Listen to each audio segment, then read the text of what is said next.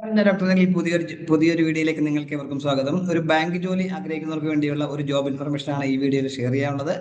India Exim bank, export import bank of ഇന്ത്യയിലെ management ട്രെയിനിമാരുടെ ഒഴിവുകളിലേക്ക് ഇപ്പോൾ അപേക്ഷ ക്ഷണിച്ചിട്ടുണ്ട്. ഇതിൽ താല്പര്യമൊക്കെ ഓൺലൈനായിട്ട് അപേക്ഷിക്കാൻ കഴിയും. 2026 ഫെബ്രുവരി 1 വരെയാണ് ഇതിലേക്ക് അപേക്ഷിക്കാൻ കഴിയുക. ഇതേക്കുറിച്ച് കൂടുതൽ കാര്യങ്ങളാണ് ഈ വീഡിയോയിൽ ഷെയർ ചെയ്യുന്നത്. കാര്യങ്ങളൊക്കെ നിങ്ങൾ പൂർണ്ണമായിട്ടും മനസ്സിലാക്കാൻ വീഡിയോ മുഴുവനായിട്ട് കാണുക. അതുപോലെ എലിജിബിൾ ഉള്ള കൂട്ടുകാർക്കൊക്കെ ഷെയർ ചെയ്ത് കൊടുക്കുകയും ചെയ്യുക. അവർക്കും ഇതിന് അപ്ലൈ ചെയ്യുന്ന അവസരം ലഭിക്കട്ടെ. നമുക്ക് ഇതിന്റെ വിശദാംശങ്ങൾ പരിശോധിച്ച് നോക്കാം. ഇതിലേക്ക് നിങ്ങൾ ഓൺലൈനായിട്ട് വേണം അപേക്ഷിക്കാനായിട്ടുള്ളത്.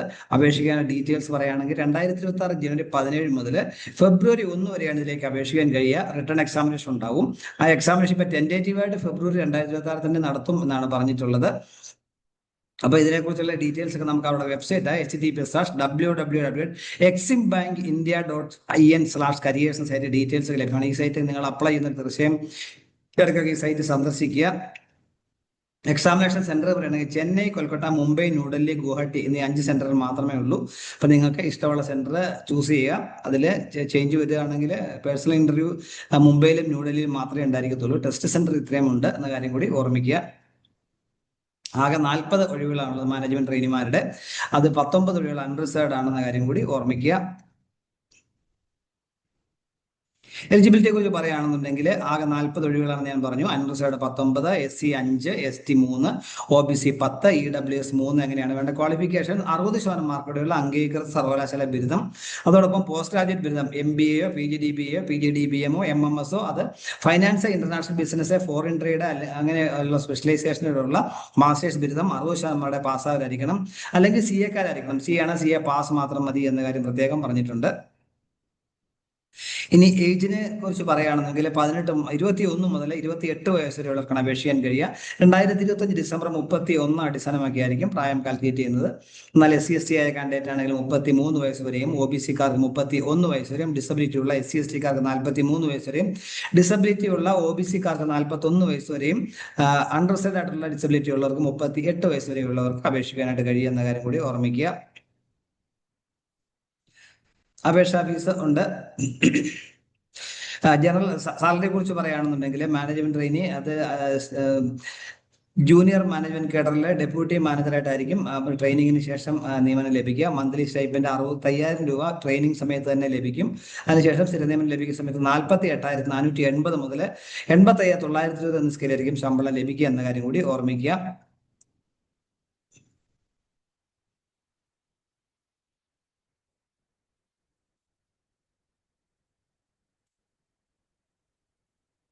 ഇതിലേക്ക് താല്പര്യങ്ങളൊക്കെ ഓൺലൈനായിട്ട് വേണം അപേക്ഷിക്കുക എന്ന് പറഞ്ഞു. ഓൺലൈനായിട്ട് ജനുവരി 17 മുതൽ അപേക്ഷിക്കാൻ പറ്റും. ഓൺലൈനായിട്ട് അപേക്ഷകൾ മാത്രമേ സ്വീകരിക്കത്തുള്ളൂ. അതോടൊപ്പം അപേക്ഷാ ഫീസ് ഉണ്ട്. ജനറൽ കാൻഡിഡേറ്റ്സിനൊക്കെ നോൺ റിഫണ്ടബിൾ ആയിട്ടുള്ള 600 രൂപ ജനറൽ OBC കാൻഡിഡേറ്റ്സിനുണ്ട്. എന്നാൽ SC/ST-കാരായിട്ടുള്ളവർക്കും ഡിസബിലിറ്റി ഉള്ളവർക്കും EWS-ഉം ഫീമെയിൽ കാൻഡിഡേറ്റ്സും 100 രൂപ മതിയാവും എന്ന കാര്യം കൂടി മനസ്സിലാക്കുക. ഓൺലൈനായിട്ട് തന്നെ നമ്മൾ ഫീസ് അടയ്ക്കണം എന്ന കാര്യം പ്രത്യേകം ശ്രദ്ധിക്കുക.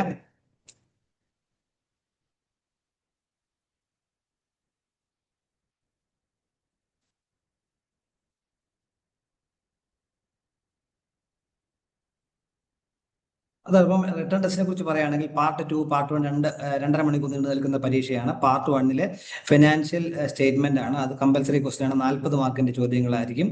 പാർട്ട് 2 8 നമ്മൾ അറ്റംപ്റ്റ് ചെയ്യണം. 60 മാർക്കായിരിക്കും. പ്രൊഫഷണൽ നോളജ് സബ്ജക്ട് വൈസ് ആയിരിക്കും ക്വസ്റ്റ്യൻസ് ചോദിക്കുക എന്ന കാര്യം കൂടി മനസ്സിലാക്കുക. ആകെ 100 മാർക്കിന്റെ പരീക്ഷയായിരിക്കും. അതിനുശേഷമായിരിക്കും ഇന്റർവ്യൂ ഉണ്ടായിരിക്കുക.